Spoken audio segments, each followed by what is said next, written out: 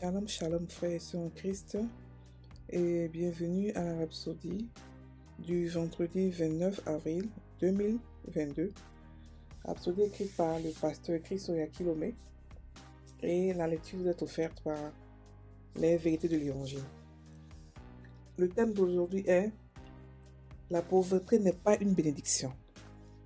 Et le verset de 2 Corinthiens 8, verset 9 qui dit « Car vous connaissez la grâce de notre Seigneur Jésus-Christ, qui pour vous s'est fait pauvre, de riche qu'il était, afin que par sa pauvreté vous fussiez enrichis. » Alléluia. Le pasteur Christ dit, la Bible dit, c'est la bénédiction de l'Éternel qui enrichit, et il ne la fait suivre d'aucun chagrin. Et cela est de Proverbe 10, verset 22. La pauvreté n'est pas une bénédiction. C'est la raison pour laquelle Jésus nous en a délivrés. La Bible dit qu'il était riche, mais pour notre bien, il est devenu pauvre afin que par sa pauvreté, nous puissions devenir riches. Il nous a donné la prospérité au lieu de la pauvreté, de la même manière qu'il nous a donné sa justice au lieu du péché. Lorsqu'on dit que la pauvreté n'est pas une bénédiction, cela ne veut pas dire que quand quelqu'un est pauvre, quelque chose ne va pas chez lui. Tout le monde a droit à faire un choix. C'est comme ce que la Bible dit au sujet de plusieurs personnes qui ont souffert dans les Écritures, n'acceptant pas la délivrance afin qu'ils puissent obtenir une meilleure résurrection. Et cela de Hébreux 11, verset 35. Par conséquent, il y a peut-être des gens qui ont choisi de vivre dans la pauvreté. Si c'est votre choix, c'est bien. Parce que c'est le choix que vous avez fait. C'est un sacrifice et vous ne devez pas avoir honte de faire ce choix. Mais si vous êtes devenu pauvre de façon circonstancielle ou parce que vous avez été opprimé par d'autres ou pour d'autres raisons en dehors de votre choix personnel, alors ce n'est pas normal. Vous avez le droit de changer les choses. Cependant, lorsque vous choisissez d'être pauvre, n'essayez pas de rendre quelqu'un d'autre pauvre, sauf s'il cherche aussi chez vous les principes de la pauvreté pour le devenir. Mais certains d'entre nous sont appelés à faire certaines choses dans le monde pour lesquelles nous ne pouvons et nous ne devons pas être pauvres. Ce n'est pas parce que nous aimons être riches, mais à cause de la responsabilité, à cause de ce que nous devons faire. Dieu compte sur nous pour porter l'évangile aux extrémités de la terre. Il a dit dans Matthieu 24, verset 14, « Cette bonne nouvelle du royaume sera prêchée dans le monde entier pour servir de témoignage à toutes les nations. Alors viendra la fin. » Et cela est de Matthieu 24, verset 14. L'évangile est gratuit, mais la diffusion n'est pas gratuite. Le Seigneur a dit par le prophète dans Zacharie 1, verset 17, « Mes villes auront encore des biens en abondance. » Refusez d'être pauvre. Prenez votre décision, que vous serez aussi prospère que Dieu vous l'a ordonné. Il a dit dans 3 Jean 1, verset 2, « Bien-aimé, je souhaite que tu prospères à tous égards et sois en bonne santé, comme prospère l'état de ton âme. » Il veut que vous prospérez spirituellement, physiquement et financièrement. Faites le choix de ne rien faire de moins. Alléluia, fin de la Rhapsodie. Aujourd'hui, le pasteur parle de la pauvreté. Il explique que, étant donné que nous avons tous été bénis de toutes sortes de richesses, de tout ce que le ciel renferme, la pauvreté devient un choix. Oui, la pauvreté devient un choix. Là où vous êtes né, là où vous avez grandi, ne dépend pas de vous. C'est-à-dire que la pauvreté avant votre majorité ne dépend pas de vous. Mais la pauvreté après votre majorité dépend de vous. C'est un choix que chacun fait. Et beaucoup de chrétiens croient que la pauvreté, la richesse est interdite aux chrétiens. Ils se disent que non, le chrétien ne doit pas être riche. Je ne sais pas quels sont les versets bibliques qu'ils ont pris, mais la Bible dit que l'or et l'argent m'appartiennent, moi qui suis Dieu. Et nous sommes ses enfants. Pourquoi nous qui sommes les enfants de Dieu, on doit souffrir et croire que la pauvreté est une bénédiction, alors que les enfants du monde qui n'ont rien à voir avec Dieu, qui n'ont pas pour père Dieu, eux, ils sont riches et ils font des choses, ils contrôlent le monde, ils font ce qu'ils veulent dans ce monde. Pourquoi? Pourquoi un chrétien doit être pauvre? Aujourd'hui, quand les pasteurs sont riches, tout le monde croit que c'est parce qu'ils ont pris la dîme, c'est parce qu'ils ont pris les offrandes, c'est parce qu'ils ont fait des choses. Et quand ce n'est pas un pasteur, forcément, surtout en Afrique, c'est forcément qu'il a fait des choses extraordinaires, il a fait de la sorcellerie, comme si c'est seulement le diable qui peut enrichir. Depuis quand le diable enrichit? Moi, je ne comprends pas. Le diable n'enrichit personne. Si ça ne tenait qu'à lui seul, toute la terre entière allait être pauvre et allait être sous sa domination. Non, il n'enrichit pas. C'est Dieu qui enrichit.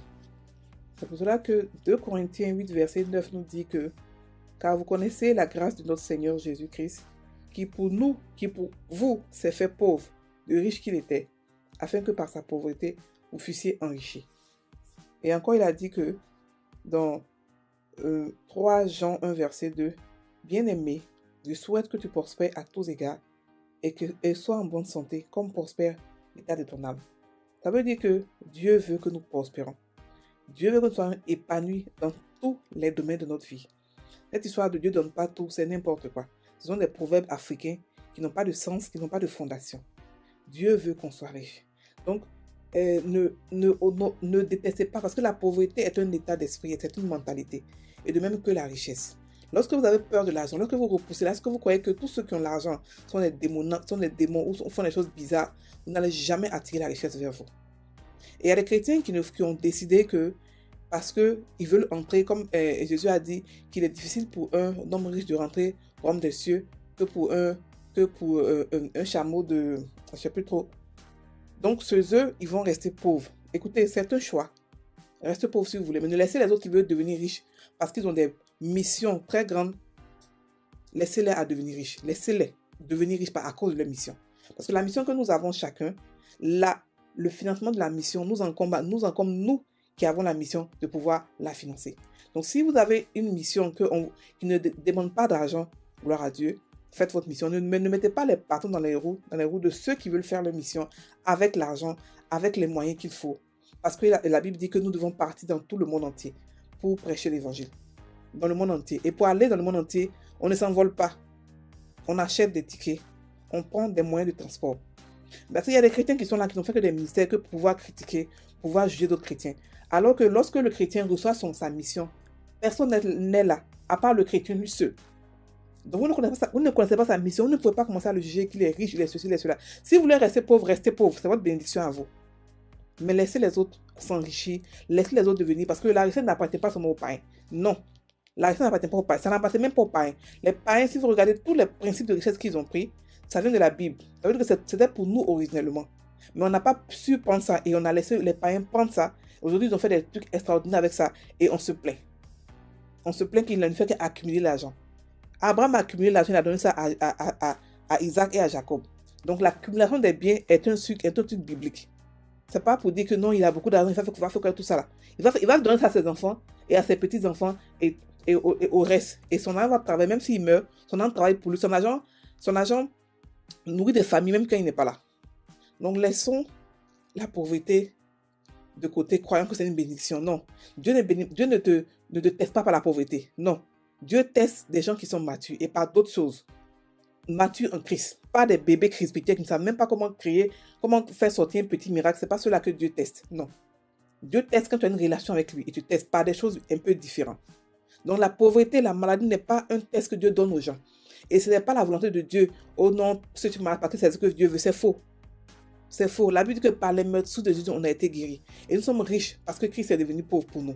Donc nous avons droit à la pauvreté, à la richesse. Mais celui qui veut rester dans la pauvreté, ça lui encombre lui seul. Il ne faudrait pas qu'il entraîne d'autres personnes à vouloir devenir pauvres comme lui. Non. Il ne faudrait pas qu'il puisse créer une doctrine qui va faire croire que la pauvreté est synonyme de l'humilité. C'est faux. La pauvreté n'est pas synonyme. La pauvreté est synonyme de l'humiliation. La Bible dit que le pauvre, quelle que soit sa sagesse, quand il parle, personne ne l'écoute. La pauvreté la richesse est un pouvoir. Donc, commencez à comprendre cela, à commencer à vous vider de toutes ces idées bizarres que la pauvreté vient de Dieu ou que Dieu veut qu'on soit pauvre. Non. Et comprenez que Dieu veut que nous soyons riches dans tous les domaines de notre vie. Dieu donne tout, oui. Le proverbe qui dit que Dieu ne donne pas tout, c'est faux. Dieu donne tout. Il te rend épanoui dans tous les domaines de ta vie.